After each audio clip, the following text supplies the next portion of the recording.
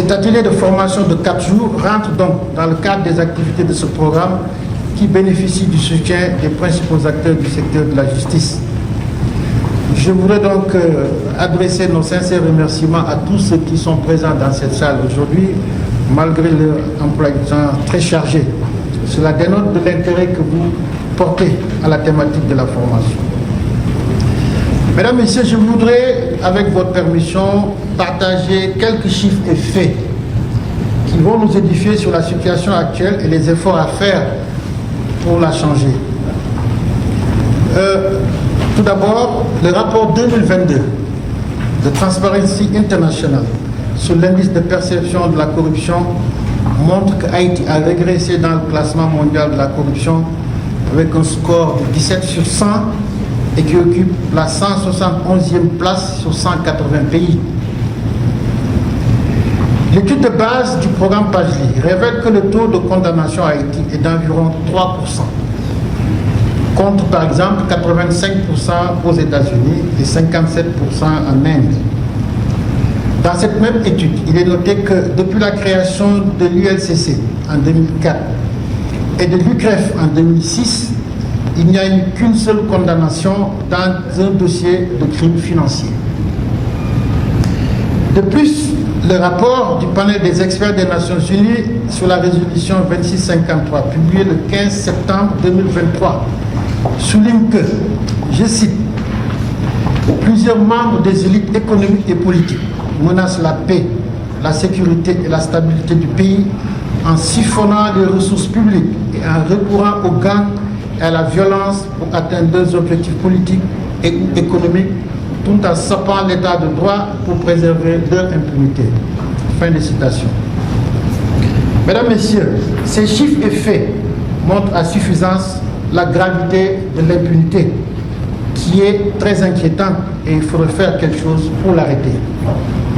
Et comme dirait l'autre, l'heure est grave, et même très grave.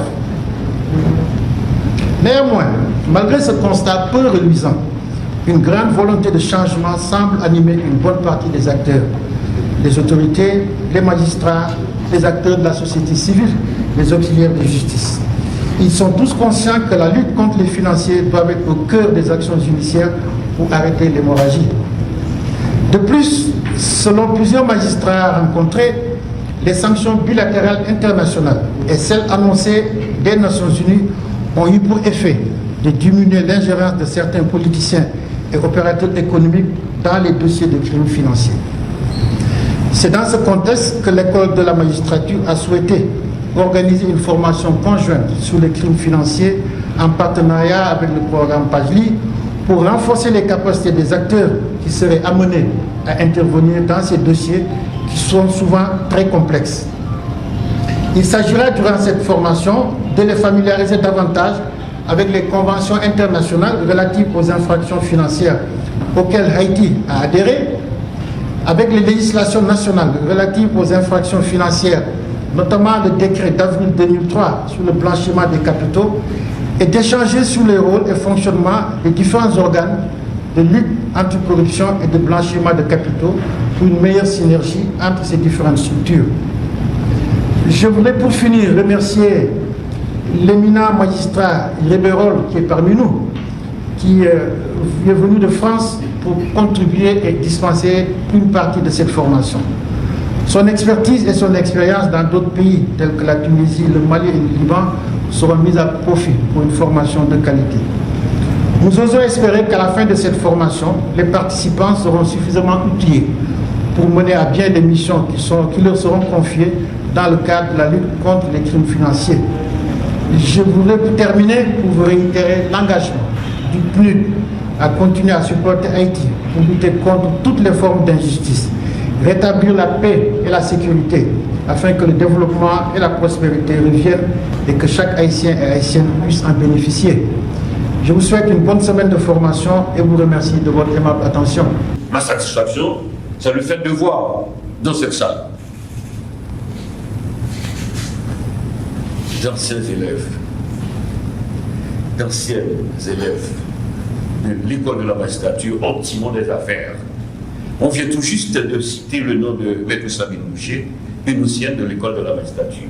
Elle est experte en la matière.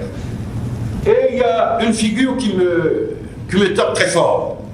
C'est le juge Ribérol. Quelqu'un avec qui on a eu la chance de travailler. Je me rappelle, avant le départ de mon prédécesseur, maître Lionel Bourguin, le juge Ribérol était dans la salle au moment où nous accueillons comme postulant à l'oral. Il y a Johnson, Paul Monzilla, et j'en passe.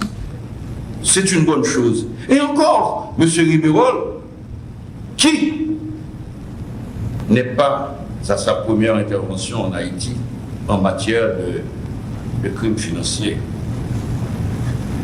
Magistrat, je vous salue. Et je m'incline devant vous pour le travail réalisé en France à l'encontre de ceux qui commettent des infractions financières. Félicitations. Et c'est dire déjà, dans cette salle, nous avons des hommes de courage, des magistrats, mais il y a un qui vient de déclarer péremptoirement qu'on n'a jamais eu peut-être un seul jugement sur des crimes financiers en Haïti. C'est dommage, malgré les efforts consentis par l'État haïtien, malgré les efforts consentis par la coopération internationale. C'est dommage. Si ma mémoire ne me fait pas défaut, on a eu dans le temps des procès intéressants, tels que le procès de la consolidation, le procès des dettes, et j'en passe. Ils ne sont pas nombreux, ces procès. Mais à l'heure actuelle, malgré la dégradation de la situation, malgré le crépitement des armes, les magistrats sont encore là, mais ont-ils suffisamment de courage pour appliquer la loi? Là, je n'en sais rien.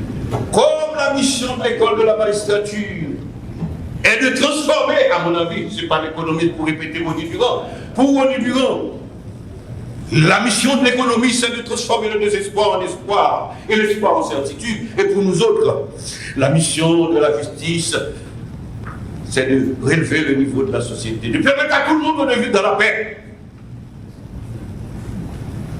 la tranquillité de l'esprit. Mesdames, Messieurs, notre mission à l'école de la magistrature, c'est de former. Et c'est ce qui explique votre présence dans cette salle.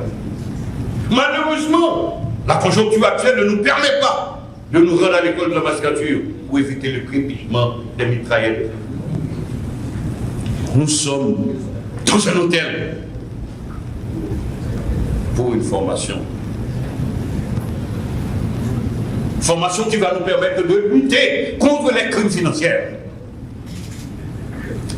Et la loi dit, c'est la loi du 15 novembre 2007 qui nous donne la possibilité de nous retrouver, voilà, dans le cadre d'une formation à l'hôtel, non pas pour consommer de l'alcool, non pas pour manger, non pas pour des égaux amoureux, mais pour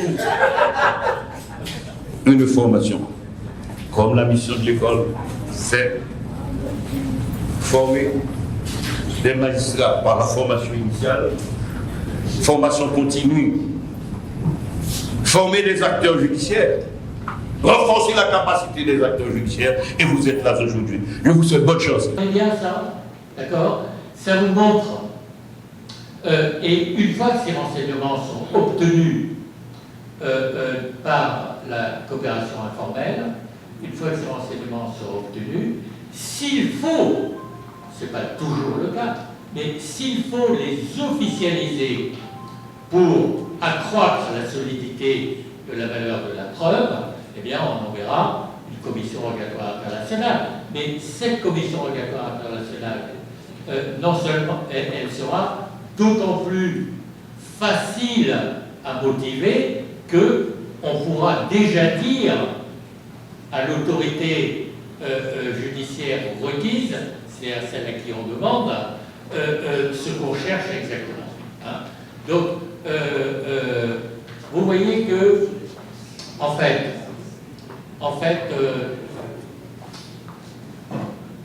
un un des objectifs de cette formation. Évidemment, tout ce qu'on va voir, c'est extrêmement important. Il n'y a pas de choses pas importantes dans cette histoire de lutte contre la criminalité financière. Mais une chose que je voudrais réussir à vous faire comprendre et faire en sorte que vous la partagiez, c'est que si le juge d'instruction reste un homme seul, il est un homme inutile. Il est un homme inutile. D'accord? Donc, et je sais que dans la culture judiciaire haïtienne, c'est une véritable difficulté. D'accord? Que pour X raisons, le juge d'instruction en Haïti veut toujours travailler seul. D'accord? Soit parce qu'il n'a pas confiance, parce qu'il a des intérêts particuliers à gérer, etc. D'accord? Mais il devient alors un homme inutile. Alors que la loi haïtienne lui donne la possibilité de diriger, de demander au BAF, à la BAF, au BAF, à l'UCREF, à ULCC. Il peut aussi demander la coopération de la Cour des comptes, d'accord? Eh bien, il démultiplie sa force